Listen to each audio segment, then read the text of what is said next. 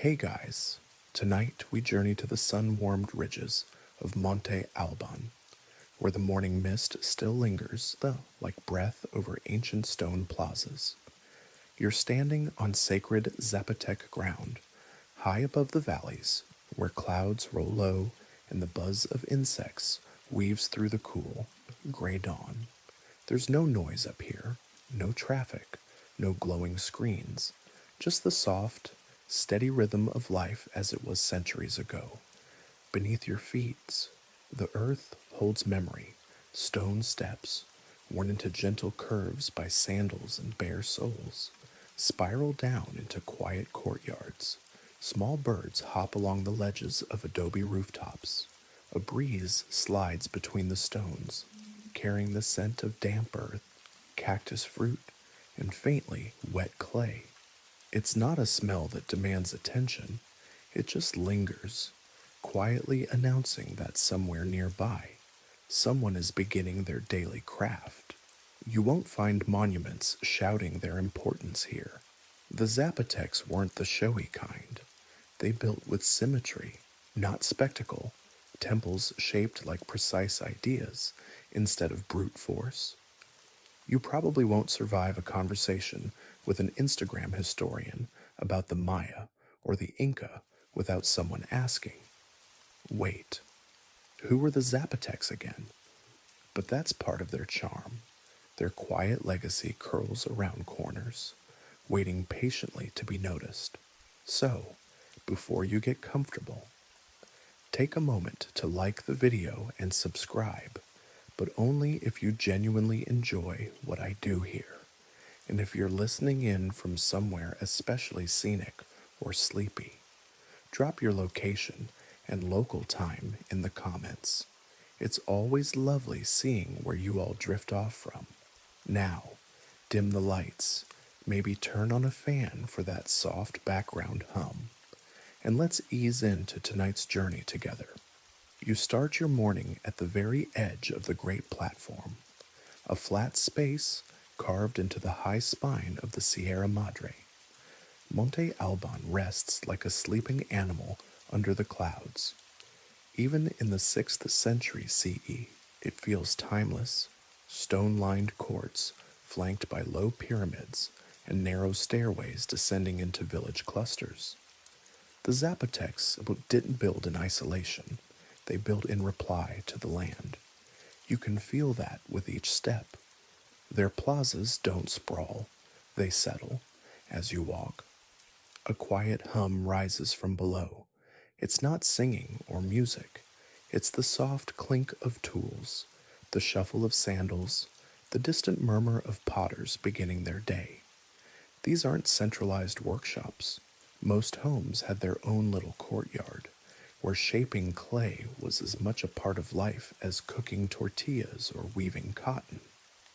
You pause beside a narrow path where two women pass, baskets balanced on their heads, filled with half-dried pottery shards destined for repair or reuse. No waste here, no mass production, just calm cycles. Children run past you, barefoot, chasing a dog that doesn't bother to speed up. One of them carries a stick wrapped in twine, not for play, but to help turn a clay bowl as it's shaped. Play and craft intertwine without needing labels. They don't do arts and crafts here. They live it. A short descent brings you to the far end of a low hill, where the village potters live. Here, the air changes. It's cooler.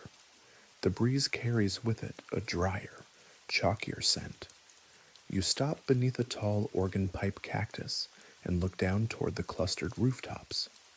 They're quiet, unhurried places. Smoke curls from low vents. Lintels are decorated with coiled motifs, maybe jaguar tails, maybe just a potter's fancy. Historians still argue whether those curled symbols represented local deities or were simply a signature of regional style. You follow a narrow footpath, stones set just far enough apart to guide your steps without forcing them. Here, the earth is speckled with old ash and broken bits of pottery, shards worn smooth by time, their painted surfaces faded to faint hints of red or black. You stoop to pick one up. It's no bigger than a coin, but the slight curve tells you it once held water or maize gruel. It's light, almost soft in your palm. Clay like this doesn't break into sharp edges. It crumbles kindly. In one courtyard, a family is already gathering around a low table. The father lifts a large gourd filled with something thick and steaming, probably a toli. The mother smooths a piece of canvas across a flat slab of stone. There's no talking yet, just the movement of hands. It's not reverent, it's routine, and yet there's something holy in that rhythm. A small boy spots you and smiles, his front teeth missing. He waves you in without hesitation. Hospitality here isn't an event, it's an assumption. The grandmother sits nearest the fire, her hands resting lightly on a wide ceramic plate. She's not shaping anything yet, just sitting, thinking, letting the day stretch out before her like soft dough. When she does move, it's slow, almost imperceptible. She presses the plate gently with her thumbs, not to change it, just to remind it she's there. You realize you've barely spoken a word, and you don't need to. The rhythm of the morning carries you along. It's a tempo set not by clocks, but by the moisture in the air, the firmness of clay, the way light bends across a pot's shoulder. One potter begins to hum, not a song, just a note, held long enough to remind the space it's inhabited. And you simply breathe, surrounded by people who've been shaping earth into form for generations, without noise, without rush, and with soft-eyed concentration. You leave the courtyard with a nod, stepping back onto the narrow path that winds gently through the potter's quarter. It's not marked or paved, just a natural corridor worn by generations of soft sandals and calloused feet. The soil is a dusty ochre, and tiny white blossoms peek out from between stones along the edge, trailing from vines that have claimed the low fences. There's no rush. Everyone here moves like they know something you don't. The time isn't really something to beat, just something to join. You follow the path toward the heart of the neighborhood, where smoke rises in soft columns from low kilns, and clay dust hangs in the air like an invisible veil. The buildings here aren't grand, just mud brick homes with reed-thatched awnings and darkened doorways that breathe coolness even as the sun starts to climb. You pass one woman bent over a clay basin, her hair tied with a strip of indigo-dyed cotton. She's rinsing her hands slowly, palms cupped, letting the water fall back into the vessel with the sound of rain tapping on leaves. She glances at you, but doesn't smile. It's not unkindness, just that her mind is elsewhere, probably inside the pot she was forming before you arrived. Around the corner, you hear the quiet clink of wood against stone. A man is shaving long reeds beside a stack of drying gourds. His reed knife looks more like a broken bone than a tool, and it probably is. Innovation here isn't about invention, it's about calm adaptation. Soon you reach the edge of the district, where a small wooden gate creaks on its bindings.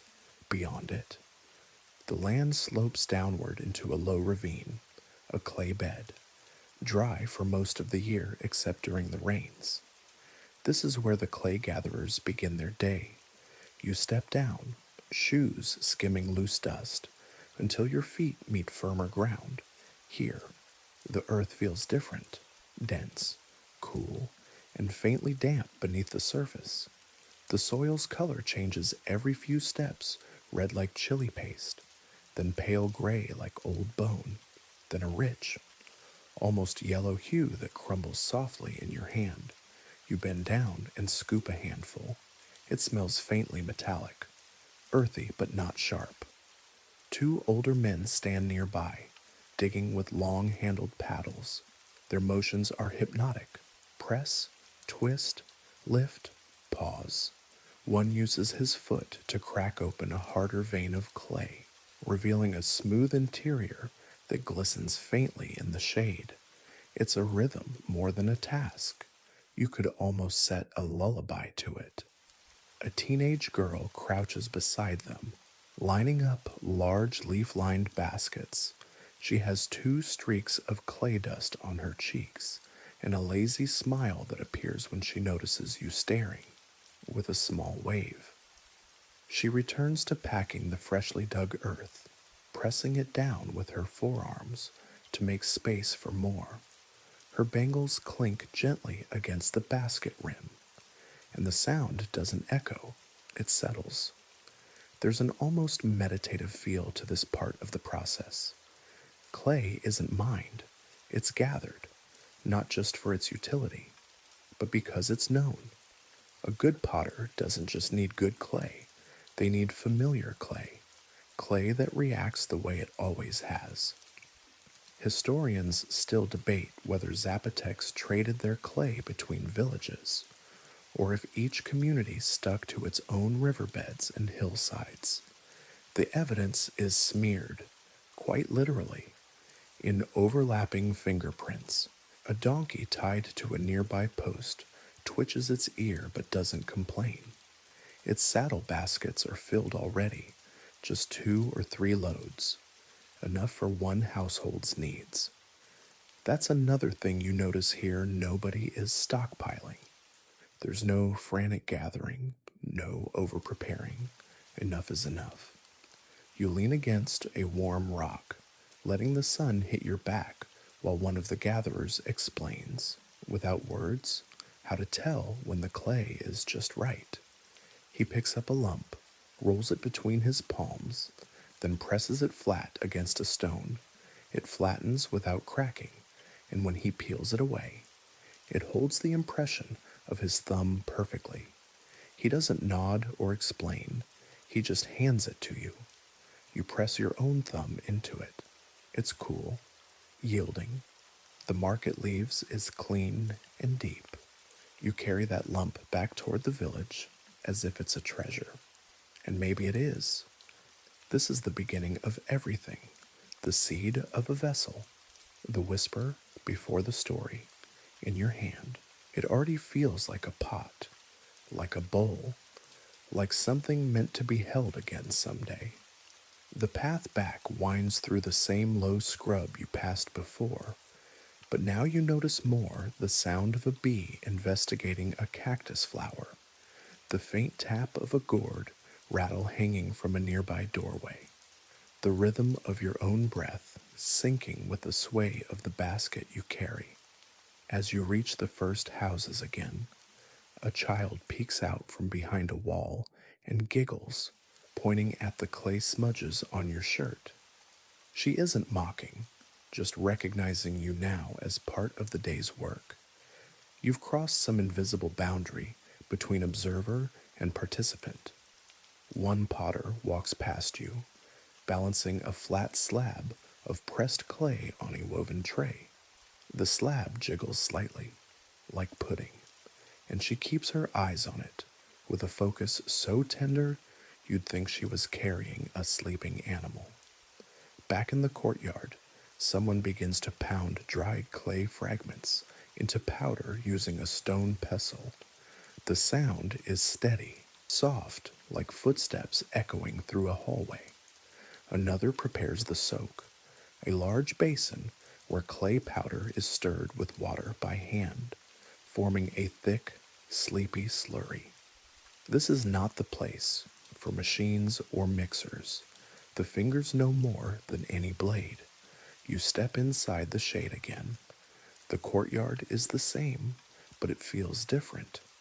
The silence holds more now. It's not the absence of noise, it's the presence of intention.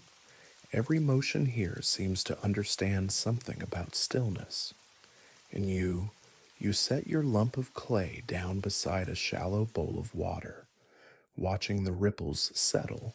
You don't say anything. You don't need to, because here you're already speaking the language of soft-eyed concentration. The sun is just beginning to peek through the haze when you follow a narrow footpath that winds toward the stream bed, where the freshest clay waits just beneath the surface.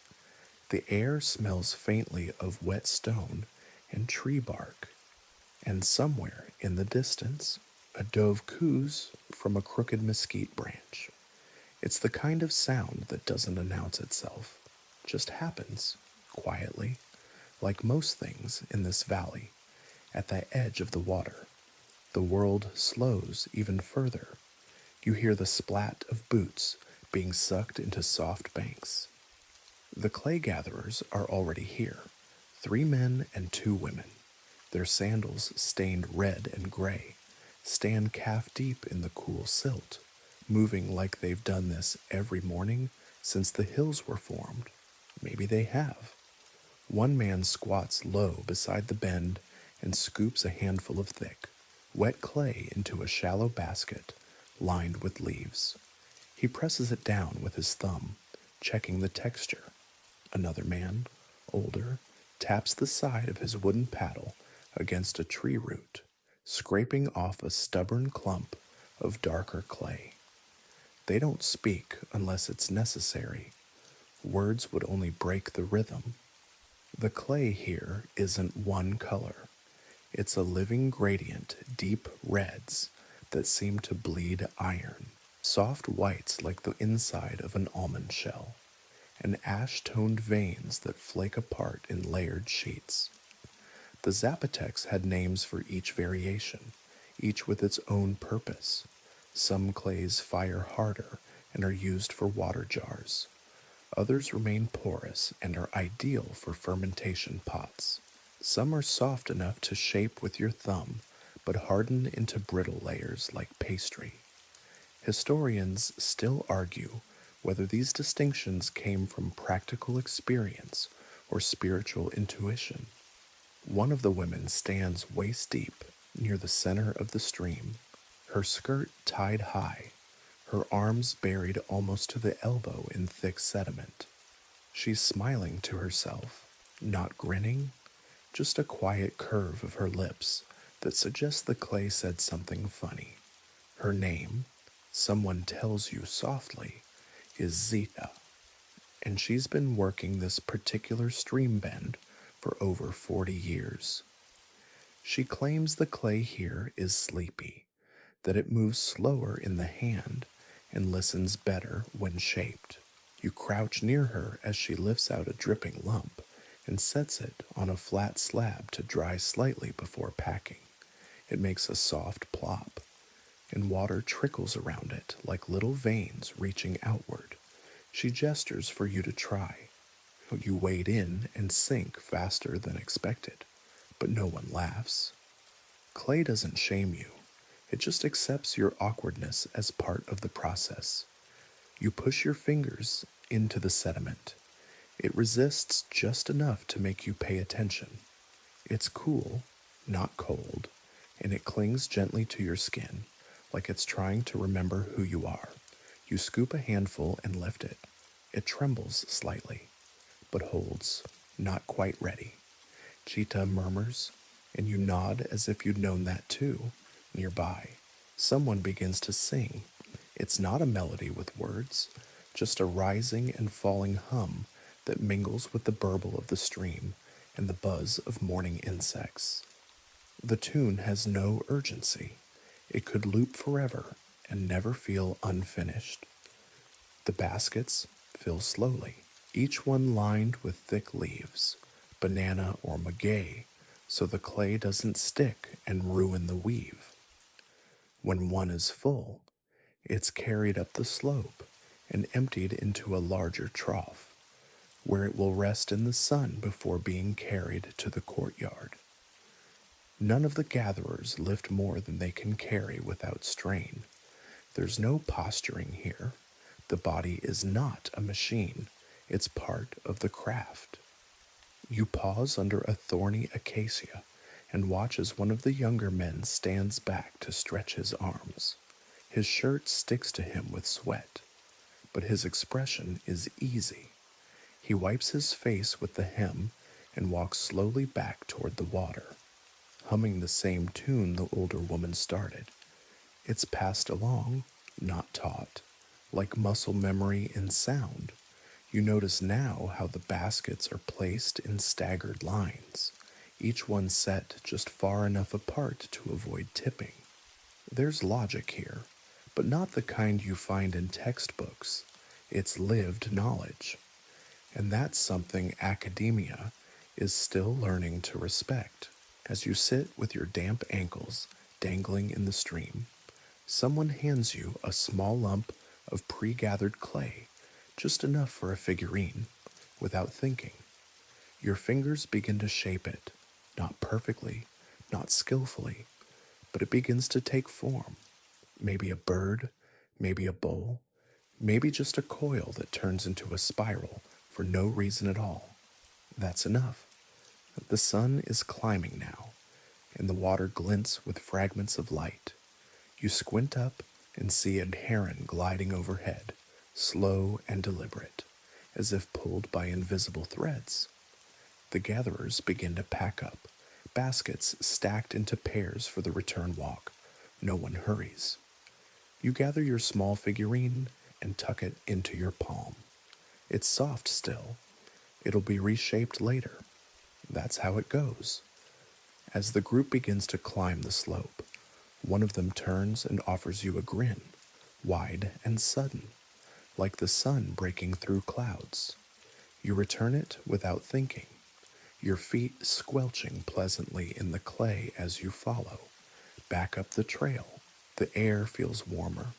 The scents of mesquite and dust grow stronger, but beneath it all, the smell of wet clay still clings to your skin. It's a grounding scent, like stone and memory and work done slowly enough to matter. The sun has lifted higher now, turning the courtyard walls a pale, chalky gold as you step back into the village. The clay you've helped gather will rest for a bit, just enough time for it to lose its slippery moodiness and become pliable, cooperative. In the meantime, the day rolls forward without needing to be announced. You hear soft thumps from across the plaza, the unmistakable sound of someone grinding.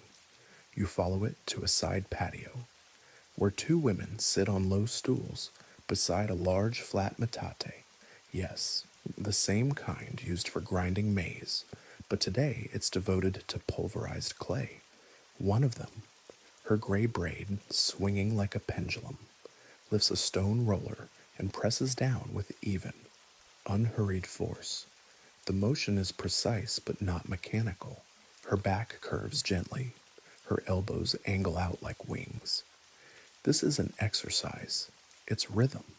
Beside her, a younger woman stirs a wide ceramic bowl with a wooden paddle, mixing the powder with water into a thick, slippery paste. She works in slow circles, pausing often to flick her wrist and feel the resistance. Her hands are covered in film, clay beneath her fingernails, halfway up her wrists. She doesn't bother wiping it off. There's no point. The process isn't about staying clean. It's about listening to texture. You crouch nearby and watch. The sound of the paddle scraping against the basin is oddly satisfying. Not sharp, not dull, just textured enough to make you feel like you're being let in on something private. The older woman glances at your shoes and smiles faintly. Not many outsiders care about the soak, she says, her voice like gravel wrapped in cotton. But this is where the pot really starts. She's not wrong. Shaping clay without proper preparation is like painting on wet paper. The Zapotecs understood that long before wheel or glaze or kiln came into the picture. This was their beginning, and they never skipped it. She lifts a handful of the moistened mixture and lets it ooze between her fingers. Too soft, she mutters, then adds a palmful of dry powder from a small bowl at her side. It's a back and forth conversation with the clay. You never really command it, you coax. Historians still debate just how standardized Zapotec clay prep methods were. Some claim recipes were passed down through exact instructions. Others argue it was all intuition, guided by generations of touch and trial. Maybe it's both. The woman here doesn't need to decide. She just knows when it feels right. A little boy runs in from the side of the house, trailing a dog and a handful of broken twigs. He stops short when he sees you, then tiptoes closer and offers one twig as a paddle. His mother grins and pats his head. He thinks you're going to make a pot today, she says. You smile, and suddenly your fingers itch for motion.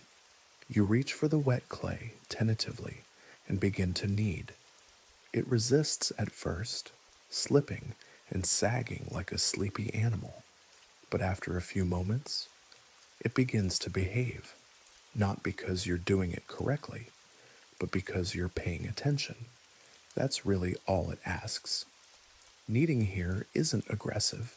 It's not punching or pounding. It's folding and pressing, letting the heat of your hands spread through the mass, drawing out tiny bubbles, sensing thickness. The older woman hands you a flat gourd shell and gestures press with this, not your palms. It flattens the surface without adding oil from your skin. Another subtle lesson around you. The courtyard hums with quiet tasks. A girl arranges half-dried pots on a woven mat to catch more sun. An uncle scrapes soot from a kiln opening with a stick and a cloth. The chickens weave between legs, fearless and underfoot, as if they've filed a permanent permit to wander, and in the middle of it all, your fingers continue to press and fold and turn the clay, not to make anything specific, just to know it better. There's a kind of soft respect in the way these people treat clay, not reverence, not worship, just an understanding that it isn't inert. Clay remembers, press your thumb into it, and it responds. Wait too long to shape it, and it sulks. Fire it too soon, and it splits in protest. It's around this time that one of the elder men brings out an old pot, chipped and faded, but clearly beloved. He sets it on a low table and begins to brush it with thick water from a cactus bowl. The surface glistens, revealing faint, painted lines of bird, maybe, or a feathered serpent. This one, he murmurs, was made by my grandmother, still good for mezcal. You run a finger along the curve. It's uneven, but it fits your hand like it belongs there. The lip is worn, the base is thick, but the feel is calm. That's the only word for it. Calm. In the way something made without panic can be. Someone calls from the far end of the house. A meal is ready. Probably tamale wrapped in green leaves and a bowl of beans seasoned with epazote. The women smile and stand, wiping their hands only after setting their tools down like old friends. The courtyard empties slowly, like a tide pulling back. You sit for a moment longer, watching the basin of clay still shimmering faintly in the dappled light. Tomorrow, it will be firmer, ready for coiling, ready for form.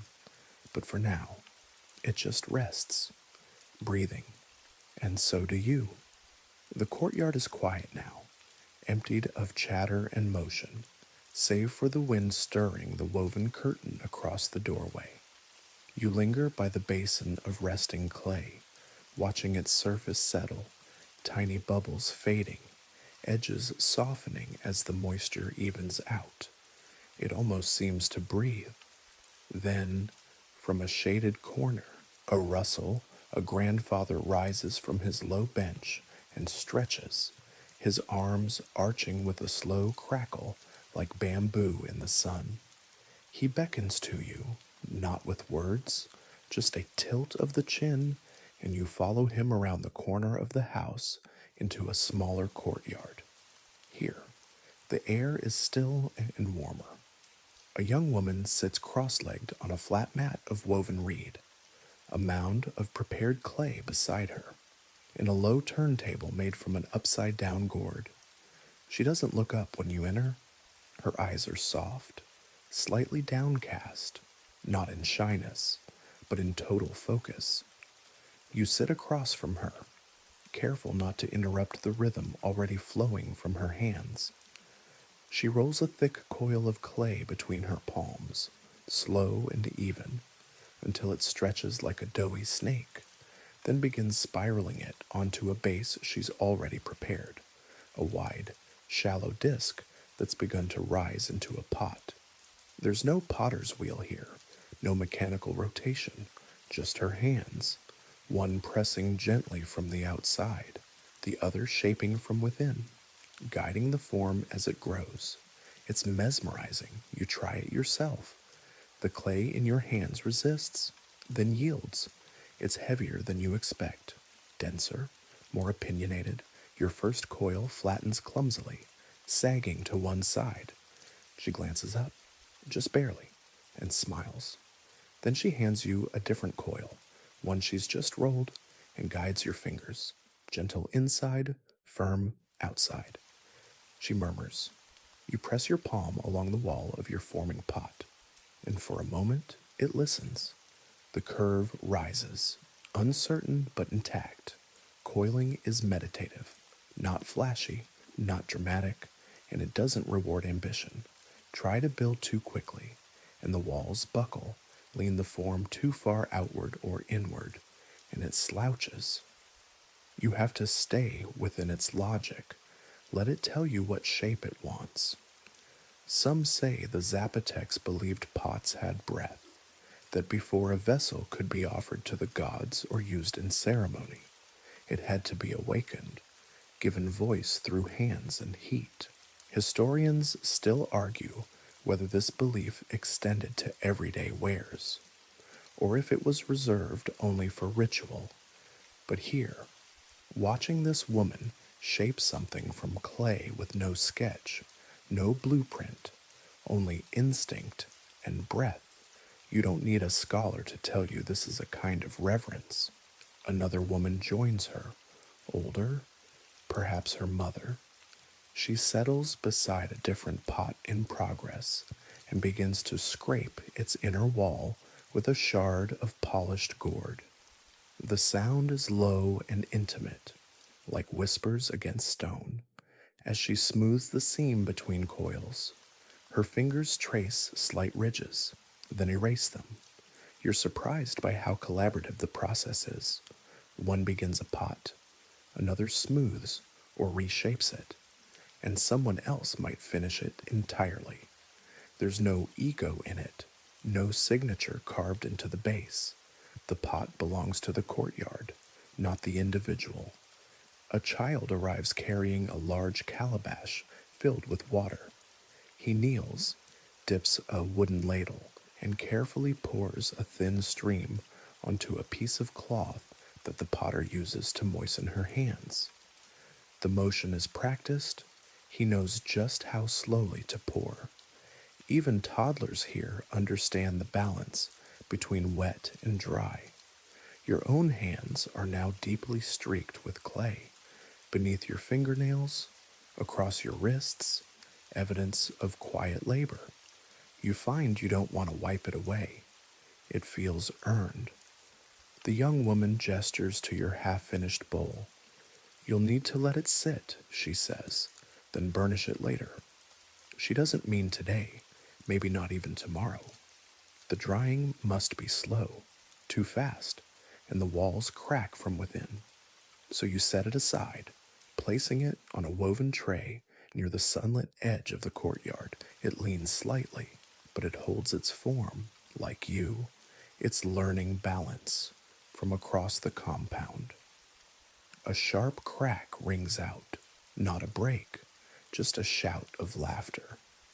An uncle has told a joke loud enough to rattle the chickens. Someone answers with a clatter of clay tapping on wood, a polite way of saying, "You're not as funny as you think." You sit back and look around. 3 generations working side by side, grandparents guiding the feel of the clay, parents tending to form, children learning by watching, and occasionally squishing something into a snake or a lopsided face for fun. There are no formal apprenticeships here, just time and presence, and mistakes, welcomed like curious cousins. You catch sight of a half-dozen pots in varying stages of completion. Some are tall, others wide. A few lean deliberately, their necks curved like gourds. One has handles shaped like small animals, jaguars, you think, or maybe coatis. No one rushes to finish.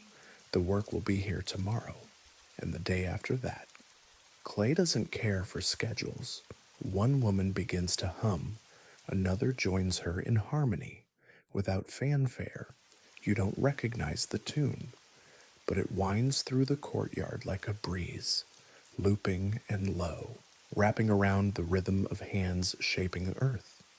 You rest your palms on your thighs, clay drying in soft flakes. No need to speak. The song, the sun, the shape of the bowl, all say enough. The courtyard hushes further as the afternoon heat thickens, draping over shoulders like woven cloth fresh from the loom. In this sleepy hour, conversation fades and focus returns. You're sitting now with a different potter, an elder named Tomas, whose hands look as though they were carved from sun-baked clay themselves, cracked, darkened, and powerful, but never harsh. Before him rests a half-dried water jar, its neck wide and waiting. He doesn't shape it further, not yet. First comes the burnishing. He leans forward slowly, reaching for a small stone wrapped in a faded scrap of agave fiber. It's smooth and dark, no larger than a walnut, polished by decades of use. "Riverstone," he mutters, "passed down from my mother's mother." He places it in your hand. It's lighter than you expect, and strangely warm, with care that borders on ceremony. Thomas presses the stone to the pot's surface and begins to rub in circular strokes. You hear the sound, a faint squeak, barely audible over the buzz of insects. But the surface changes beneath his hands. Dull clay becomes satin. The pot doesn't just look smoother, it seems calmer, more complete. You watch him work. Every now and then, he moistens the surface with a soft cloth dipped in water scented with wild herbs, maybe hoja santa, maybe something more obscure. The scent is faint but grounding, like damp earth under shade. You try it yourself. The motion is deceptively simple: press, glide, lift. But too much pressure and the pot warps. Too little, and the surface remains grainy.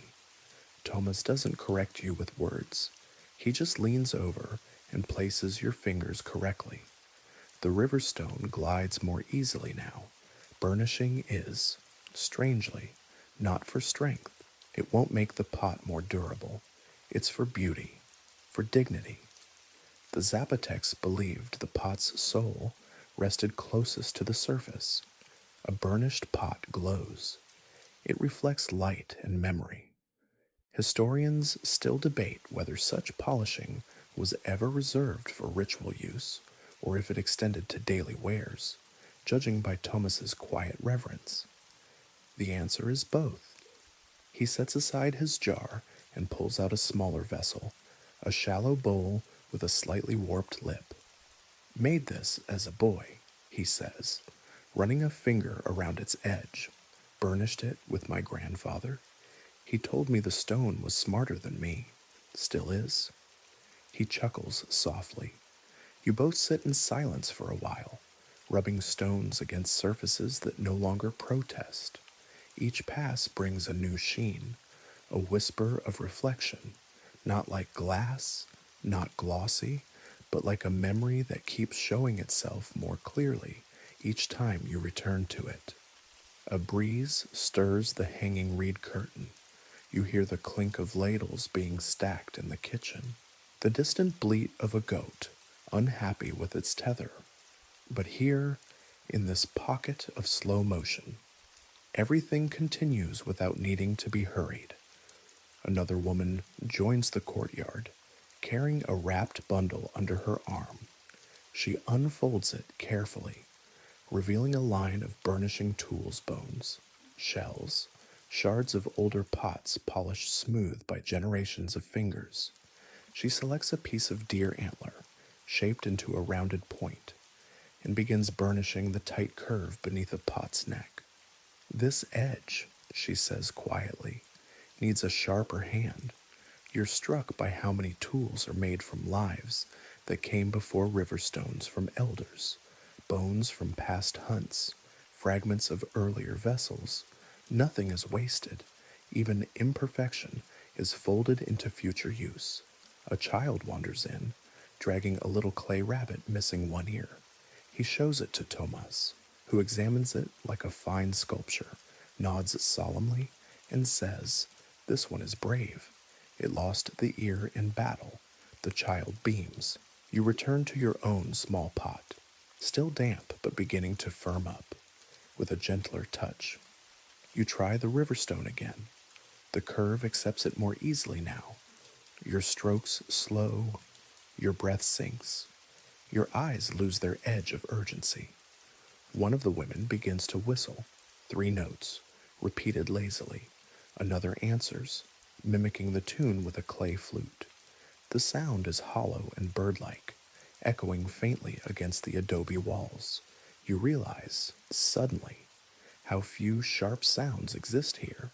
Even tools, when they fall, don't clang. They land with a dusty puff or a muted clack. Even laughter is low, often more breath than voice. As the sun dips lower, the burnishing slows. The pots are lifted carefully, set onto shaded shelves or carried indoors, away from the playful mischief of sudden breezes. Some are covered with cloths to prevent uneven drying. Others are rotated gently every hour or so, just enough to keep them honest. You wash your hands in a basin near the door. The water turns cloudy. A few flakes of clay float to the top, catch the light, and vanish. And as you dry your fingers on a woven cloth, you feel it, not just the satisfaction of a task, but the echo of something quieter, the way a handprint holds meaning when placed with care, the way shine can be earned through patience, not polish. Behind you, Thomas hums again, the same tune from earlier, no louder, just there, waiting for you to remember it. The sun has mellowed into a honey-colored hush when you move to the next part of the courtyard, where half-finished pots rest beneath stretched cloth, waiting for their final decoration. The air here smells different, less of earth and smoke, more of pigment and fiber. You recognize crushed rock, perhaps ground charcoal, and the faint vegetal bitterness of fermented plant dyes. In the shade of a low awning, 3 women sit in a row, each with a pot before them and a fine brush held between stained fingertips. Their tools aren't made of horsehair or sable. They use agave fibers, chewed and softened until they taper to delicate points, then fastened into reed holders or smoothed between fingernails. You wonder how long it took them to learn which plants gave the most reliable fibers, probably longer than it took to master the brush strokes. You take a seat quietly beside one of them. Her name is Isel, and her blouse is stained with dozens of soft splotches reds, browns, blacks, a soft gray-green that smells faintly of moss. Her pot is already burnished, its surface gleaming like smoked caramel. She holds her brush lightly but firmly, her wrist floating just above the clay. The first lines she paints are simple: a spiral, a double slash, then a deer's hoof. It all happens quickly, but not carelessly. Each stroke is steady, like she's following a path only she can see. You ask if she's copying a pattern. She doesn't answer for a long moment, then shrugs slightly. Sometimes, she says, sometimes I remember it as I go. It's not improvisation, it's inherited rhythm, the kind of muscle memory passed down from pot to hand and back again. Historians still debate the exact meaning of Zapotec motifs. Some believe they're strictly religious. Others see maps, calendars, or coded messages. But Isel paints with the assurance of someone who doesn't need the answer to make the shape true. You're handed your own brush, a slender thing made from turkey feather and cactus spine. The pot in front of you is plain, burnished but bare. Your first attempt is ambitious, a jaguar. Maybe it ends up looking more like a startled squirrel. No one laughs. Isel just leans over and with one finger wipes the stroke away using a damp cloth. The pot shines again. It remembers, she says, but it forgives. So you try again. This time, you begin with a spiral, then a crosshatch, then something that looks like a leaf. It doesn't look like Isel's work, or her neighbor's, but it belongs to the pot now. That's enough. The colors come from crushed minerals and carbonized plants, mixed with water, cactus sap, or even fermented maize. One woman has a bowl filled with what looks like thick, dark honey. She dips her brush in and draws a line around the pot's belly. When the glaze dries, it will leave behind a deep, inky black, a classic Zapotec shade made from iron oxide. It clings to the clay like nightfall. Another pot features a procession of birds, their wings outstretched in alternating motion, forming a loop that seems to move even while standing still. The woman painting them does so without looking up once. She knows the arc of each beak, the width of each tail, as if she's traced them in dreams. A young boy, maybe 10, crouches nearby and copies the patterns on a piece of bark paper using charcoal. His drawings are messier, more crowded, but he's paying attention. That's how the knowledge stays alive, scattered in 10-year-olds, sketching bird tails and jaguar paws between chores. As the sun creeps toward the horizon, shadows stretch across the courtyard. The women work by feel now, their eyes adjusting to the changing light, their hands steady even as visibility fades. This is not a task to be finished. It's a practice, an act of continuation. You glance again at your pot. Your design isn't beautiful, not in the traditional sense, but it holds your breath, your guesswork, your effort. That, too, is sacred. Someone lights a small oil lamp made from clay. The flame flutters low and steady, casting golden glimmers across the pots. For a moment, the decorations look alive. The birds blink, the spirals spin, the crossed lines seem to hum beneath the glaze. Isel leans back, resting her brush in a shallow dish. It'll dry overnight, she says softly. Tomorrow we fire. If the gods are kind, your jaguar won't explode. You grin and pretend to defend your squirrel. She shrugs, amused. Sometimes gods like squirrels better anyway. Behind her, a line of finished pots waits near the kiln. each one painted, polished, and quietly radiant. They hold no jewels, no treasures, just air, formed into purpose, and as the stars blink faintly into view, you sit a moment longer beside them, not speaking, not planning, just letting the pot breathe beside you. The night air slips in slowly, soft as woven cotton. As you rise from your spot beside the painted pots, you stretch your legs, muscles lazy and content from a day spent folding, smoothing, painting. The courtyard is still, but not silent.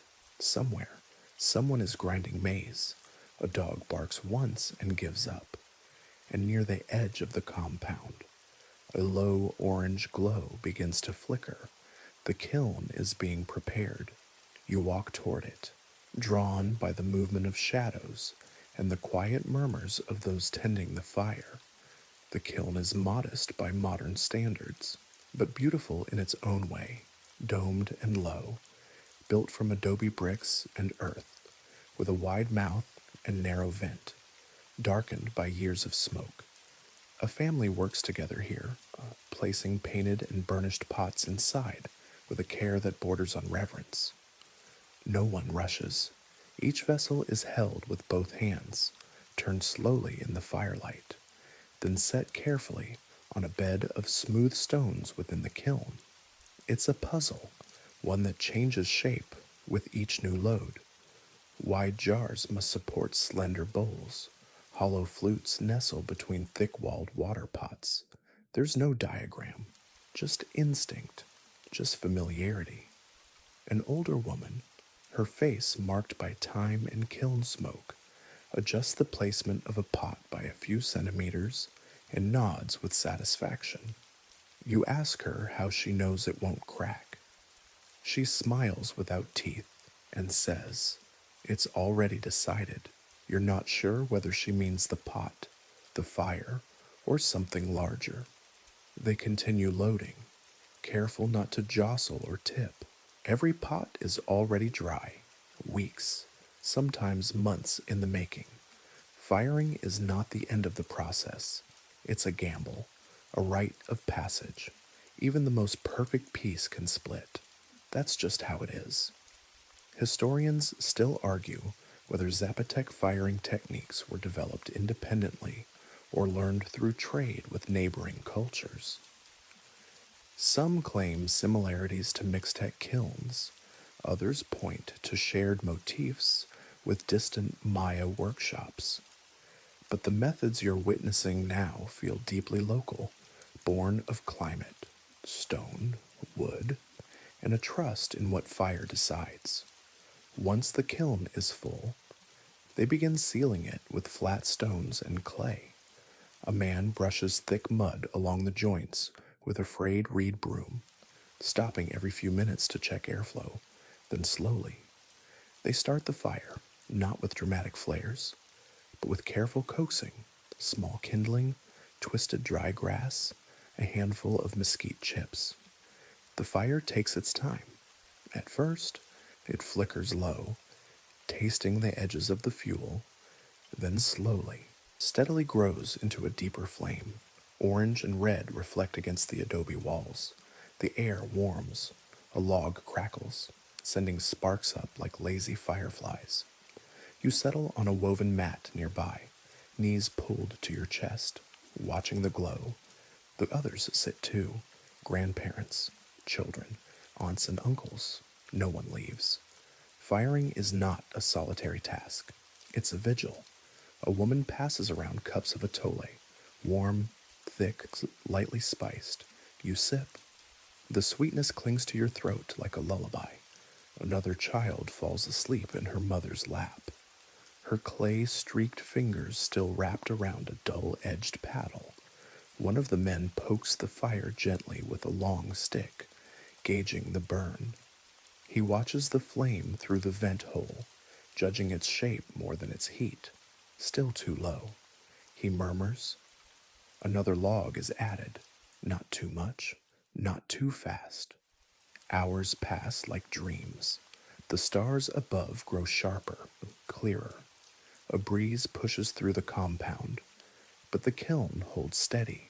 The fire breathes now, no longer coaxed, but confident. The glow spills across the faces watching it, lighting their cheeks with the same soft shine that the pots will hopefully wear by dawn. You ask whether they'll open the kiln tonight. The woman beside you shakes her head. Tomorrow, or the next day. The fire must sleep too. You nod and return your gaze to the flickering mouth of the kiln. Within it, dozens of pots are beginning their final transformation, not shaped by hand, but by heat, time, and luck. Some will survive, some will crack. All were made with the same care. Eventually, the fire is left to burn down on its own. The family retires, slipping away to hammocks, mats, and quiet corners.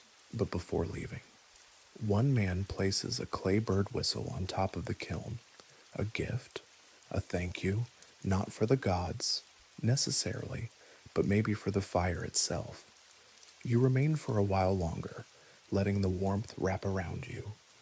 The flames don't roar, they murmur, whisper, invite, and beside you, the kiln breathes slow and steady, like sleep, like memory, like the hush before a pot becomes more than earth. The sun rises lazily over the rooftops, painting the courtyard in long shadows and amber tones. You wake to the sound of clay tapping against wood, soft, methodical, never hurried. The kiln still smolders faintly, its heat not yet faded, but the fire's intensity has long since passed. The pots inside are cooling slowly, like bread left to rest on a hearth. No one opens the kiln yet. That would be unwise. Rushing a pot from fire to air is a sure invitation for it to shatter instead. The morning is spent in quiet tasks. You join two teenagers brushing soot from a handful of older tools. They work silently, side by side, dusting paddles and cracked molds with bunches of dried grasses tied together with maguey cord. A woman nearby slices strips of cactus with practiced precision, laying them out to dry into future brushes or binding ties. But your attention is drawn by a small procession of activity beyond the courtyard walls. Several potters are preparing their newly fired wares for market day, carefully packing cooled pots into reed baskets lined with thick cotton cloth. It's not just selling, it's an offering of the week's labor, presented to the world. You follow them to the central path that leads down toward the valley floor. It's not a road. Exactly, more like a trail flattened by centuries of feet, hooves, and hope. Donkeys loaded with wide-brimmed pots move at a calm pace. No one yells or urges them forward. The pots must arrive in one piece, as after all, as you walk, you see others joining the route, families from neighboring communities, many carrying baskets of their own wares, woven textiles, carved gourds, obsidian blades. But the potter's burdens are the most fragile, and so they move with the most deliberate grace. At the foot of the hill, the market opens up like a fan, stalls and woven mats laid out in a loose spiral, shaded with palm fronds and cactus leaf canopies. The ground is soft with dust, and everywhere you look, people move with a kind of sleepy rhythm that matches the early heat. One family begins unpacking their pots, bowls painted with looping glyphs, jars with tiny animal ears molded at the rims, serving platters with suns and moons etched in shallow relief. A boy places each item in its place, occasionally adjusting the angle so the light hits just right. You recognize Isel from yesterday's courtyard. She's here too, arranging her vessels in a careful semicircle, letting the burnished sides catch the morning sun. She doesn't call out or hawk her goods. Instead, she lets the pots speak for themselves. Shoppers approach quietly, eyes roaming, hands respectfully behind their backs until invited to touch. A merchant in deep blue robes fingers a tall, painted vessel. He turns it slowly, traces the design with a fingertip, then nods once and places a small pouch of beans and salt beside it. A trade, agreed without words. Izel accepts and wraps the pot in soft cloth. Nearby, an older woman offers you a taste of something sweet and thick, tejat, made with maize and cacao, served in a small clay cup. The cup itself is hand-thrown, with a thumbprint clearly visible on its underside. Drink. But bring the cup back, she says. It has to return. The entire market breathes this way. Nothing is rushed. Even negotiations feel more like conversations than transactions. A young man lifts a two-handled jar and asks whether it will hold pulque. The seller shrugs and replies, "It holds whatever you trust it with."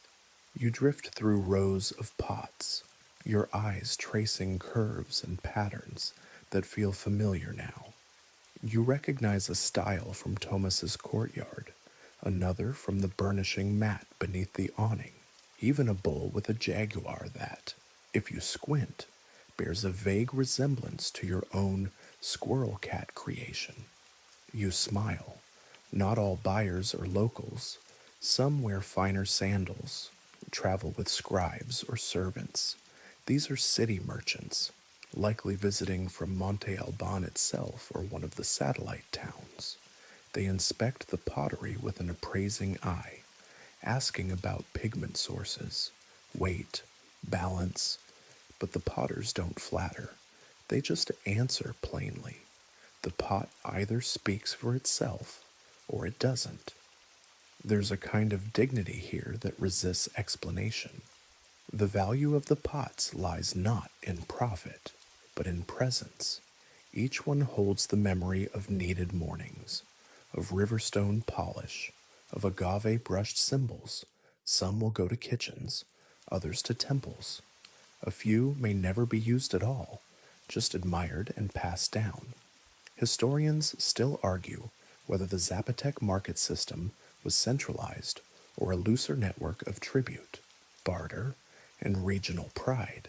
But as you watch the trades unfold, it's clear the system works not because it's efficient, but because it's human. Trust holds it together more than regulation. By midday, the dust hangs in the air like a veil. Children sleep in the shade beside empty baskets. A man naps against a stack of unsold bowls, arms crossed like he's guarding dreams. Even the donkeys look relieved to rest. You find a spot beneath a jacaranda tree, its purple blossoms raining down slowly, and sit beside a wrapped jar someone left behind momentarily. You run your fingers along the edge, burnished, smooth, steady, and for a brief moment, you don't think about what the jar might hold. You think about what it already does. The market lingers in your mind even after you've returned to the courtyard. Dust still clings to your calves. The rhythm of bartered voices and shuffling donkeys hums faintly in your ears. But now the sun is tilting downward again, and the world is folding back into quiet. You walk slowly through the rows of drying mats, past the cool adobe walls and under the edge of a thatched overhang. Here, a circle of pots sits cooling from a smaller firing, some whole, some split from unseen stresses. A cracked water jar has been set aside, its clean break already being considered for reuse. Nothing is mourned for long here. Even broken vessels become pigment bowls, planters, or mixing trays. Form may fail, but function adapts as you pass. A young girl invites you to sit near her grandparents. They're finishing the last touches on a set of ceremonial vessels. These aren't for cooking or storage. These are something else entirely. One is tall, thin-necked, with a lid shaped like a jaguar's snout. Another is wide and shallow, lined with pressed spirals and hand-carved grooves that catch the light. A third is utterly plain, unpainted, undecorated, yet treated with such care it might as well be wrapped in gold. You ask what they're for, and the grandfather answers with a shrug and a simple word: offerings. The Zapotecs were masters of symbolism, but not always ones for lengthy explanations. A pot could be made for 100 reasons: to hold water, to hold stories, to hold spirits. Some were placed in graves to accompany the dead. Others were used in ceremonies, filled with maize or liquid or ash, then offered to gods whose names have since faded into wind. The grandmother traces the spiral rim of the plain bowl and explains, in a low voice, that some shapes were believed to guide the soul. A pot buried with a person wasn't just a tribute, it was a vehicle, a tool to carry memory or presence into whatever came next. Scholars still debate whether these burial traditions were reserved for elites or practiced widely among common families. The truth, like the old songs, is scattered in shards as she speaks. She lifts a lid from one of the pots and drops in 3 small seeds. For the journey, she says. You don't ask more. You just watch. It's quiet work. This final shaping of meaning. The decorative vessels are not gaudy or showy. They don't clamor for attention. But each one carries a weight that isn't measured in ounces or liters. It's measured in gesture, in intention. Another man walks over, holding a pot whose surface is entirely covered in repeating glyphs, tight, angular shapes wrapping around the vessel like a poem without breaks. He holds it out, and one of the elders examines it. A moment of silence, then a nod, approval granted. The man smiles, sets the pot down, and exhales like he's just passed an exam. You're not sure what it says. Maybe he isn't either. But meaning doesn't always require understanding. Sometimes the act of creating is meaning enough. You help lay out the vessels on a reed mat, each one placed gently beside a bowl of dried marigolds and another filled with ashes. The air smells faintly of incense now, copal. You think sharp, sweet, and ancient. It curls up into the air as the evening breeze picks up, as the sun fades behind the hills. A soft chant rises from another courtyard. You can't see the source, but the sound is unmistakable. Low, rhythmic syllables spoken not to command attention, but to mark time. The pots sit quietly, listening. You do too, later. Someone brings out a stack of woven blankets, and the family begins wrapping the ceremonial pots, not to hide them, just to carry them with respect. You help roll one into a cloth. It's heavier than it looks, solid, confident. It thuds gently when placed in the basket, like it knows it belongs there. The stars begin to appear, one by one, above the silhouettes of the roofs and agave plants. The fire from the kiln has long gone cold, but the memory of its glow still clings to the clay like a whisper. Before you retire for the night, the grandmother hands you a small pot, unpainted, unfinished, but burnished to a soft gleam. Yours, she says. You shaped it, even if you didn't know you were. You cradle it in your hands. It's warm from the day, smooth to the touch, and empty, but only in the literal sense. In every other way, it's full. You hold it against your chest as the village quiets, and the night thickens around you. A breeze stirs the mesquite trees.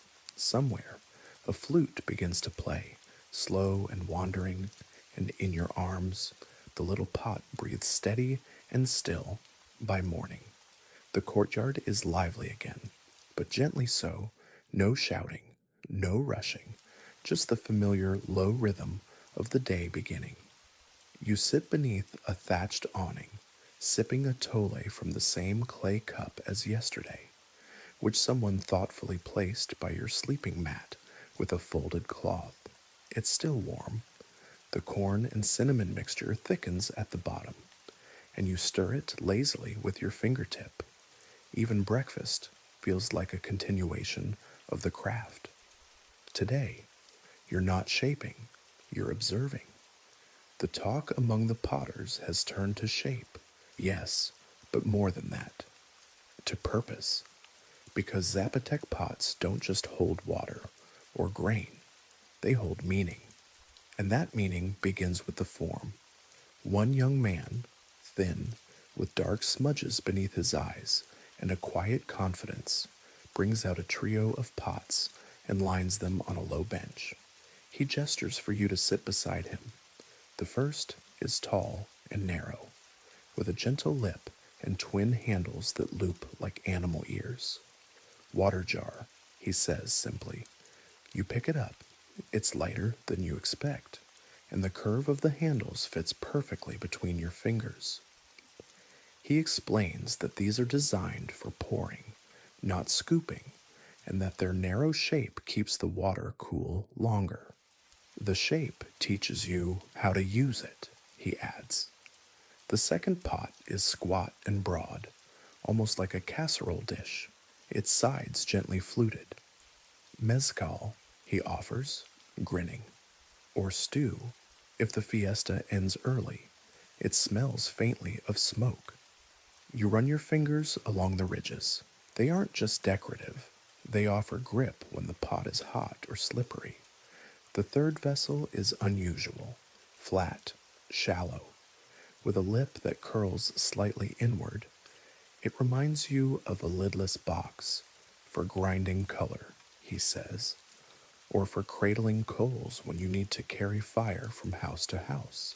There's poetry in the specificity. Each shape whispers its intended use, and the hand naturally finds how to hold, lift, tilt. You begin to see how these vessels function, not just as containers, but as guides. They invite your hand into cooperation. Around you, others are discussing pot forms, too. A grandmother shakes her head at a newer apprentice's jar, too thick at the base, too narrow at the mouth. That one wants to be a trumpet, not a pot, she jokes. Another potter is attempting a wide-bellied cooking vessel with a flanged rim, tricky, because the rim needs to balance both lid and steam. You wander to another part of the courtyard, where two cousins are forming a matched pair of bowls. They're not identical, but clearly made to echo one another, sisters, not twins. One is slightly deeper, the other has a more pronounced curve near the base. They explain that some Zapotec households keep conversation bowls, used during shared meals, meant to sit side by side, never stacked. A soft belief, passed through generations, says that food shared in paired bowls encourages honest talk. Historians still debate whether this practice held any ritual significance or was simply a poetic domestic gesture. Either way, the meaning stuck. You crouch beside a young girl shaping something very different, a small, lidded jar with an animal head forming at the top. Toad, she says, for keeping salt. The toad has bug eyes and an underbite. It is magnificent. She presses tiny dots along the back, making warts that double as texture for grip. Not far off, an older man is polishing the base of a pitcher with exaggerated elegance. This is going to a priest, someone murmurs. It's for incense. You watch him trace a spiral that winds upward from the base, like a smoky path. The inside of the vessel is rougher, intentionally unfinished so that the scent of past incense will cling. Some forms are symbolic, Others are just sensible, but almost all are both. There's a balance here, function guiding form, form refining use, and none of it is rushed. A good potter knows that clay can be coaxed, but never bullied. You're given a blank sheet of bark paper and a stick of charcoal. Sketch your favorite, someone suggests. At first, you hesitate, but your hand begins to move, tracing the shape of the tall jar with the curled handles, then the toad, then your own small bowl. Each form appears lopsided and strange, but honest, like memory. Later, as the sun climbs higher, you see someone carving shallow lines along the edge of a pot. The design is not pictorial. It's a pattern of waves and half moons. Grip lines, she says, but they look like the river. Form becomes function, becomes story, becomes identity. Before long, a young man approaches carrying a pot that's clearly been used. The base is blackened, the rim is chipped, but it holds. This was my aunt's, he says. It still cooks better than anything new. He sets it beside the others, and for a moment, they all seem to nod toward it, as if acknowledging an elder among vessels. You rest in the shade and think of the quiet logic behind every curve, every lip, every foot. These aren't abstract choices. They're inherited, refined, trusted. You glance at your own pot, still resting on its woven mat. It's small. Its shape is hesitant, but it holds. And when you lift it, your hand knows exactly how. Later that afternoon, you wander back through the village outskirts, where the air smells of dust and dry grass. A group of potters has gathered beneath a large mesquite tree, their work spread out before them like offerings to the sun. What catches your eye isn't just the array of shapes or the shimmer of burnished sides, but the sheer difference in style. Two jars sit side by side, and yet they could have been made in different worlds. One is squat, thick-rimmed, its walls textured like woven cloth. The other is delicate and smooth, with thin handles that rise like bird wings from the sides. A young man with a scar on his chin notices you studying them and grins. San Miguel and Tlacolula, he says. We try not to fight about it, apparently. The friendly rivalry between Zapotec pottery regions is as old as the hills themselves. Some villages favor bold patterns, deep carving, and saturated color. Others, like the one you're in, lean toward softness, understated burnish, muted tones, minimal ornamentation. It's not about right or wrong. It's about identity. One potter explains that her family doesn't paint their vessels at all. The shine speaks loud enough. She shrugs. Another insists that every pot should bear at least one glyph, so it can remember where it came from. You sit among them, observing. They speak with easy teasing, but the pride runs deep. One woman pulls a pot from a bundle of cloth and sets it down dramatically. It's covered in repeated spirals and small jaguar paws, and its neck curves inward like a trumpet. The others lean in to admire it. Even the rival camp from down the hill whistles low. You ask whether the different styles ever mix, whether potters ever try each other's methods. One man shrugs. Sometimes, usually ends badly. The clay doesn't know what it's supposed to be. He grins. Or maybe we don't. The diversity of designs feels almost like a dialect. Same material, same process, entirely different voice. A wide-rimmed soup bowl from one village might be mistaken for a ceremonial dish in another. Some potters build low and flat, favoring wide bellies. Others rise tall, stacking coils higher, favoring drama. Historians still debate how much of this diversity was regional preference versus trade influence. Archaeologists have uncovered pots with blended features, one bearing the burnish of San Juan, but etched with the marks typical of Mitla. Was it exchange imitation marriage between potters from different regions? No one agrees. The fragments don't talk that loud. What's clear is that even among these master artisans, style isn't fixed. It breathes. Sometimes a handle curves out of habit, sometimes from a dream. Nearby, two younger potters are working on a shared piece, a kind of challenge pot. Each adds a layer. One smooths the coil into perfect symmetry. The other presses a jaguar face into the side. Then they laugh and start over. It's not about the final piece. It's about seeing how their styles collide. You're handed a pot to examine. It's simple, unpainted, thick walls, but the rim flares slightly, like a flower opening. Tlakalula curve, someone says, proud, makes pouring easier. Another disagrees, makes spills easier too. They all nod, accepting both truths later. A quiet elder arrives, walking with the help of a gnarled stick. She doesn't say much, just gestures for everyone to gather. When they do, she holds up a pot, plain, old, chipped in places. This, she says slowly, was made when I was a girl. She runs her hand along its side. Nobody knows what style it is, but we still keep water in it. Silence follows. Not reverence, just respect. You sit with them as the sun begins to sink behind the hills. The different styles and symbols blur together in the low light, the details softening like memory.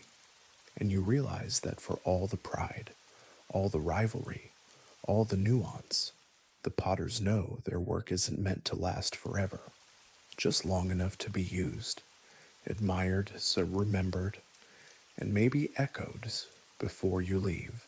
One of the younger artisans presses a small piece into your hand, a lidless cup, shaped like a flower, painted with a single curling line. Not my best, she says, but it's ours. You nod and hold it carefully, feeling the slight imbalance at its base. It wobbles slightly when set down, but then again, so do most things worth keeping.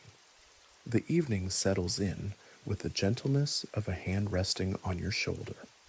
You return to the courtyard under a sky washed in faded gold, where a small gathering of elders has formed near the fire pit. No kilns tonight, just soft embers and folded blankets. The conversation turns quieter now, slower, as if everyone's voice has agreed to speak in harmony with the dusk. Someone brings out a pot, short, broad, unpainted, and sets it gently in the center of the circle. Ashes, he says. No further explanation is needed. You sit down with your legs tucked beneath you, listening, not interrupting. They begin to speak, not of crafting or selling, but of departure, of the role pots play in death, of how, when someone passes, their favorite vessel is often chosen to accompany them, not because it was the most beautiful or the most expensive, but because it knew them. Their fingerprints are still there. Their breath once echoed inside it. One man explains that in his village, they place ashes inside a vessel and bury it beneath the home, so the person can still listen to the family, he says softly. Another says his grandfather preferred to be scattered in the hills, but his pipe and mezcal cup were buried under the fig tree beside the kitchen. A woman with tightly braided silver hair adds that in her family. Pots are broken at the grave, cracked open like seeds. So the soul isn't tempted to return, she says, as though it's simply the way of things. You hear the word Gwenda murmured, sacred obligation. The idea that an object, made by hand, used with love, has a role even in the world beyond, that even clay, if shaped with intention, can help someone cross over. Historians still argue whether the Zapotecs believed in a formal afterlife with structured realms, or if the spirit world was simply a continuation of this one, more hushed, more distant. The evidence suggests both: tombs with offerings, pots arranged like sentences, glyphs that speak of journeys. You're handed a small bowl, very old. The rim is uneven, the paint faded to dust, but on the underside, someone once etched a name, not with flourish, just scratched in like a reminder. The name is worn, barely legible, but the act of marking it remains. Someone begins to hum, not a song, just a long, steady tone. Another joins in, then a third. The bowl rests in your lap now, warm from your hands, and you begin to sense the slow, circular pull of time. These vessels were never meant to be permanent, but their presence, like breath held in the body of the earth, endures. One of the children sets out a collection of pots that were broken in past firings. She's been collecting their fragments in a basket, and now she arranges them into a spiral on the ground. To honor the ones that didn't finish, she says, and the elders nod. It's not morbid, it's ordinary. Even clay cracks with dignity here. A man adds his own broken handle to the pattern. Another drops in a flake of soot-blackened glaze. One by one, the fragments grow into something whole again. Not a vessel, but a mosaic of effort, memory, and release. Nearby, someone begins forming a new pot, not for use, not for sale, but for burial. Its shape is different, more enclosed, a lid that fits tightly, the rim reinforced. So it's not a sorrowful act. It's careful, gentle. It feels less like loss, more like sending a message carefully wrapped. As the fire fades to coals, the elder woman with the braided hair begins to speak of her own mother's pot, a vessel that held her final drink, then was sealed and buried. We still dream of her, she says. She shows up holding that same cup. You realize that in this community, clay isn't just material, it's memory. The curve of a jar, the weight of a bowl, they hold stories the way water holds reflections. You look at the small bowl still in your lap. It's cracked, old, silent, but you feel like it knows something you don't. And maybe, for now, that's enough. You wake early, stirred not by noise, but by motion. Gentle, practiced motion, the kind that people make when they've been doing the same thing every morning for a lifetime. The courtyard hums softly again, like it did on the first day. You rise, stretch, and step outside barefoot. The ground is cool. The air tastes faintly of last night's ashes. Near the entrance, the potters are laying out their wares, not for sale, not for trade, but for something quieter inspection. Community members wander in one by one, nodding and greeting, touching nothing at first. This isn't a market day. This is a day for recognition. One by one, the pots are held up to the morning light, not judged, not scored, just appreciated. People murmur small comments. This one has good shoulders, or that lip is brave, sometimes. A simple, yes, that's all. It's not a competition, but it is a kind of honoring. Pots that came through the fire hole are acknowledged, not celebrated. There are no ribbons here, but remembered. You sit beside a pot that leans just slightly to one side. Its paint is uneven. A smudge darkens one corner where soot pressed against the glaze. But it stands. It holds. It passed through fire and still offers space. That's all that matters. One potter brings out a vessel with carved birds ringing the rim. Another has added handles shaped like tiny hands.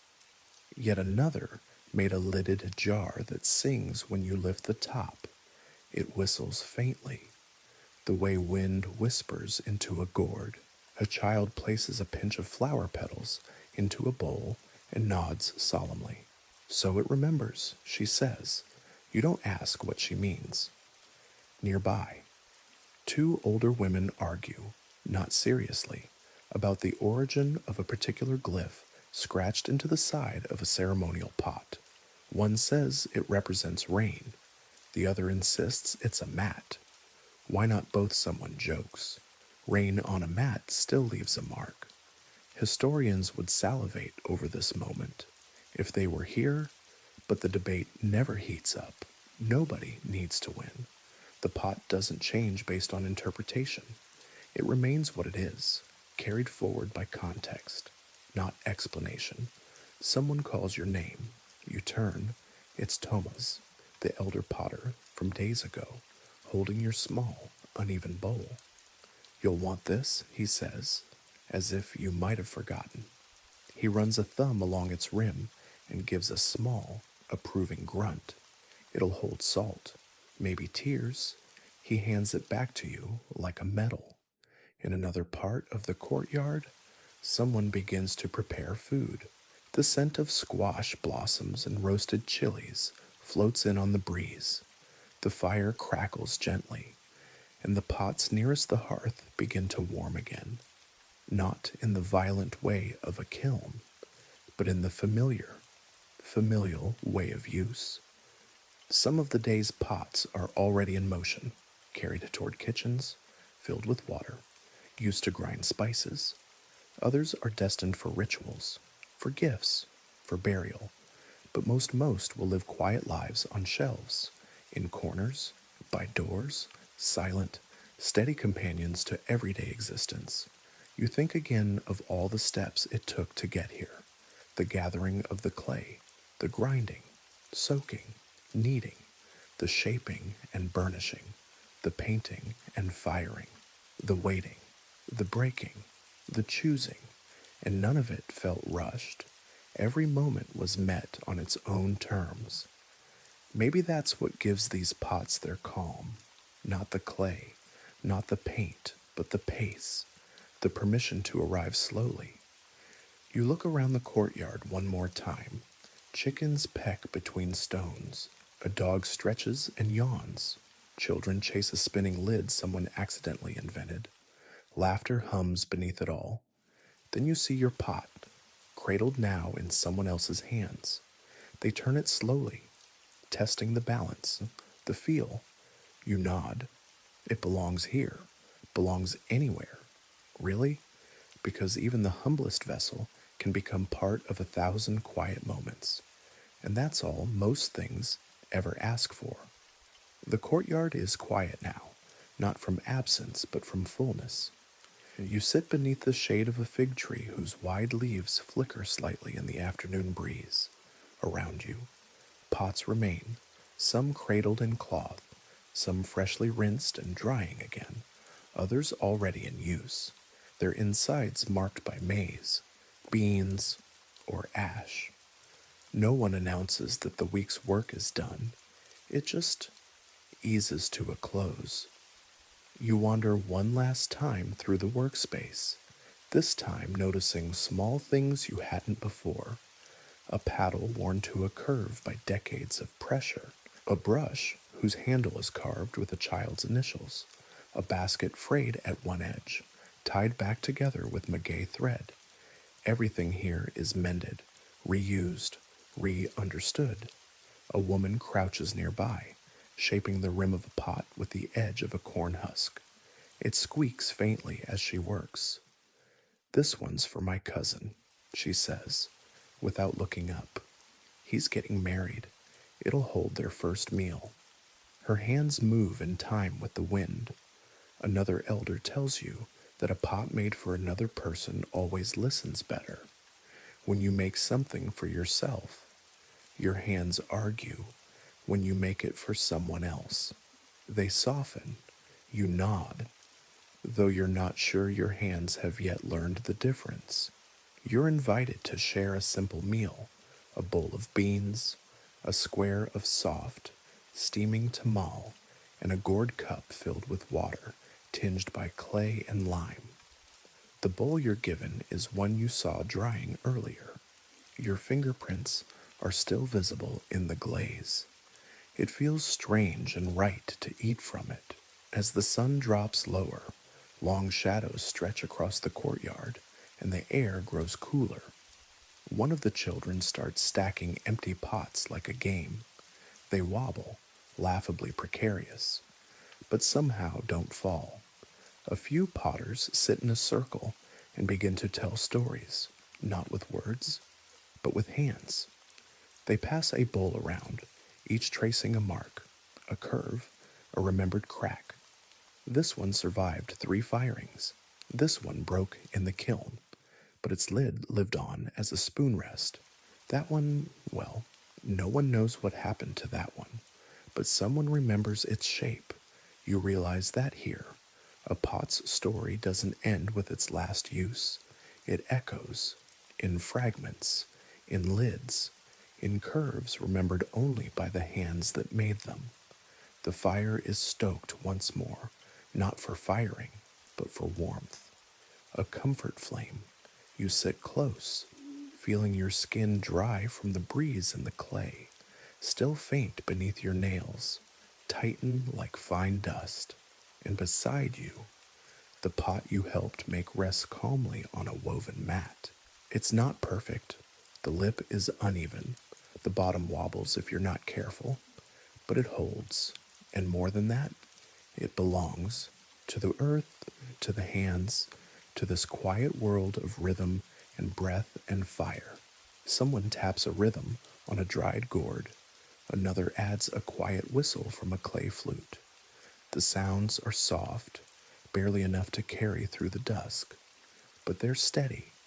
You close your eyes and listen, not to language, not to lesson, just to the sound of something being held.